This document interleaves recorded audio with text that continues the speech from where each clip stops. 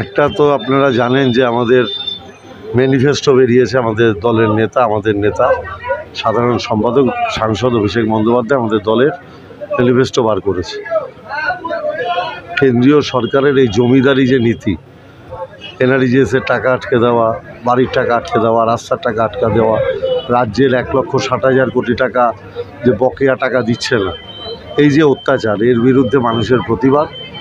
আর ব্যারাকপুরের ক্ষেত্রে গুন্ডারাজ অবসান করে 2019-এর পরে যে সন্ত্রাস ব্যারাকপুরের মানুষ দেখেছে, অর্জুন সিংয়ের নেতৃত্বে যে সন্ত্রাস হয়েছিল, সেটা যাতে চিরকালের মতো বন্ধ হয়ে যায়, ব্যারাকপুরে যেন শান্তি প্রতিষ্ঠিত থাকে, সব রাজনৈতিক দল যেন সুষ্ঠু মতো তাদের রাজনীতি করতে পারে, সেই পরিবেশ ব্যারাকপুরের মানুষকে ফিরিয়ে দেওয়া। আজ প্রথম দফার ভোট, দেখা যাচ্ছে দিনহাটা উত্তপ্ত, তৃণমূলের ব্লক সভাপতিকে মারধর করা হয়েছে, কেন্দ্রীয় বাহিনীর উপরে নিষ্ক্রিয়তার অভিযোগ হচ্ছে, কি বলবেন?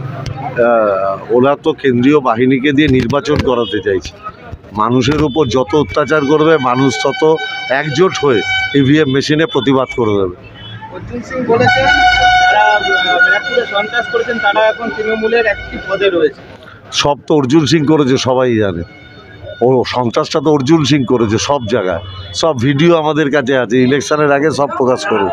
এবং দেখা যাচ্ছে যে ভাটপাড়ায় গুলি চললো, আবার কি ভোটের আগে সন্ত্রাস দেখা যাবে? অর্জুন সিং করছে, তৃণমূলের ছেলে গুলি খেয়েছে। অর্জুন সিংকে তো আমি বলে দিয়েছি 4 জুন রেজাল্ট বেরোনোর পর তোমার সব গুন্ডামি বন্ধ। বললাম তো, বীজপুরে যে শান্তি 2021 থেকে আছে, সেই শান্তি দয়া করে বজায় রাখুন। পোস্টার ছিঁড়লে ছিঁড়তে পারে, দুষ্কৃতিটা ছুড়বে, বিজেপি দুষ্কৃতিটা ছিঁড়বে অর্জুন সিংয়ের নেতৃত্বে, কিন্তু মানুষের মনের মধ্যে যে তৃণমূল কংগ্রেস আছে হৃদয়, সেটা তো আর ছিঁড়তে পারবে না। সেটা দেখবেন জুন মাসে 4 তারিখে যে রেজাল্ট বেরোবে, 3 রাউন্ড হতে হতে এখানকার যে সন্ত্রাস সংসদ অর্জুন, সেটা মুছে গিয়ে সেখানে দেখবেন শান্তিপ্রিয় সংসদ পার্থভূমিক হচ্ছে।